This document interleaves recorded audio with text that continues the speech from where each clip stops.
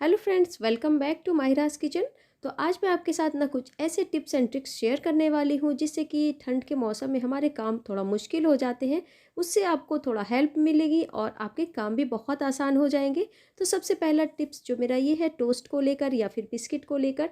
अगर आप टोस्ट रखते हैं डब्बे में तो वो जो है सॉफ्ट हो जाते हैं, बिल्कुल नरम पड़ जाते हैं। बिस्किट हो गए या फिर इस तरह के रस हो गए, तो आपको क्या करना है, आप जिस भी कंटेनर में आप रखते हो ना उसमें आप ले लीजिए टिश्यू पेपर, ऐसे बिछा लीजिए नीचे और ऊपर से कुछ चावल के दाने आप इस तरह से डाल देंगे।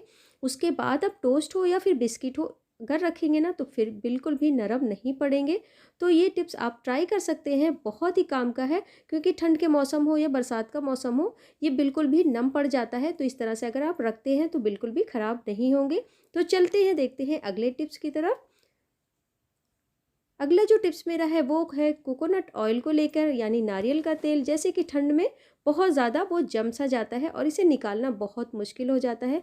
और होता क्या है, कभी कभी हमें बहुत ज़्यादा जल्दी हो जाती है तो सोचते कि कैसे हम इसे फटाफट निकाल लें। तो मैं बहुत ही बढ़िया सा एक हैक्स लेकर के आई हूँ जिससे आप बहुत ही आसानी से 2 मिनट में आप कोकोनट का ऑयल है उसे मेल्ट कर पाएंगे।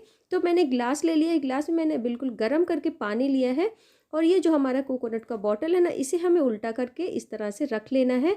आप देखेंगे ना बहुत ही जल्दी से आपको आगे का ये जो पार्ट है ना वहाँ पे जो कोकोनट ऑयल जम जाता है वो पूरी तरह से मेल्ट हो जाएगा, ईजिली आप निकाल पाएंगे। क्योंकि जो नीचे का साइड है वो थोड़ा सा टाइम लगता है का वहाँ पे।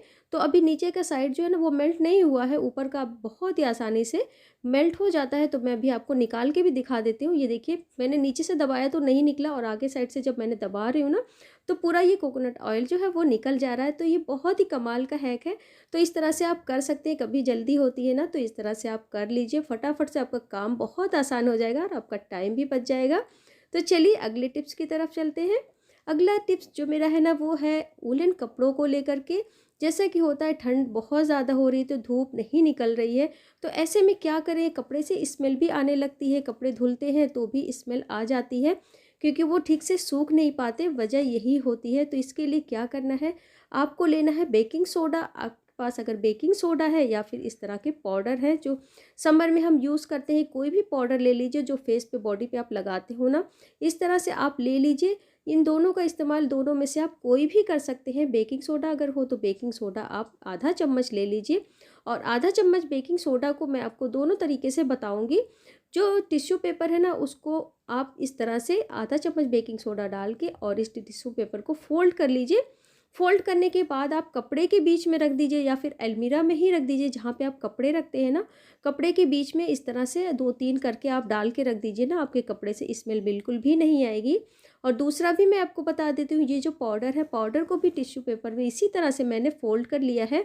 इससे भी आपके कपड़े में स्मेल बिल्कुल भी नहीं आएगी। 2-3 तरह इस तरह से टुकड़े करके आप अपनी अलमीरा में रख दीजिए, कपड़ों के बीच में रख दीजिए ना, बिल्कुल भी स्मेल नहीं आएगी और एक अच्छी सी खुशबू भी आएगी, भीनी भीनी सी। तो इस तरह से आप कर सकते हैं, बहुत ही बढ़िया सा ये हैक है।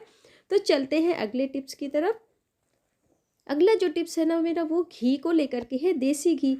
क्योंकि जब हम बार बार इसे गर्म करते हैं ना तो घी भी जो है वो ख़राब हो जाती है और इसे बार बार गर्म भी नहीं करना चाहिए। तो ये क्या करेंगे, जब भी हमें रोटी में लगाना होता है तो ये जो चम्मच से निकालते हैं तो बहुत ही ज़्यादा ये हार्ड हो जाता है।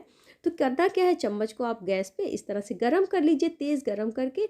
और जितना भी आपको घी निकालना है, दाल में डालना हो या फिर रोटियों में लगाना हो, रोटियों में अगर लगाना है तो आप कटोरी में निकाल के उसे मेल्ट कर लीजिए या फिर आपको थोड़ा सा ज़रूरत हो तो इस तरह से चम्मच को गर्म करिए।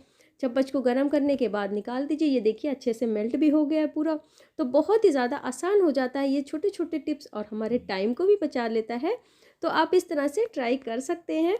बहुत ही बढ़िया सा ये हैक है क्योंकि ठंड में हमारे काम जो है ना वो डबल हो जाते हैं, टाइम भी बहुत ज़्यादा लग जाता है। और इसी के साथ घी को लेके मेरा दूसरा भी हैक है।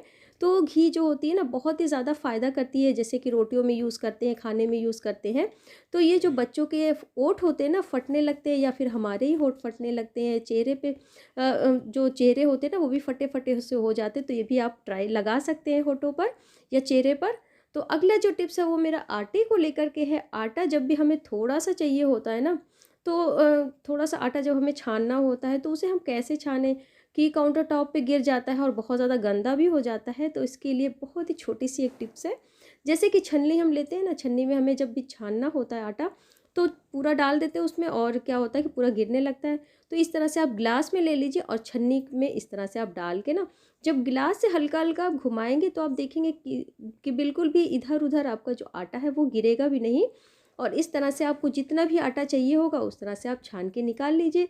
क्योंकि थोड़ा-सा कभी चाहिए होता है, केक बनाना होता है या थोड़ा-सा कोई चीज़ के लिए भी ज़रूरत होती है, तो हमें इस तरह से हम ट्राई कर सकते हैं। तो आई होप कि आज की ये हैक्स पसंद आई होंगे। कौन से पसंद आए तो लाइक ज़रूर करिएगा, शेयर करिएगा।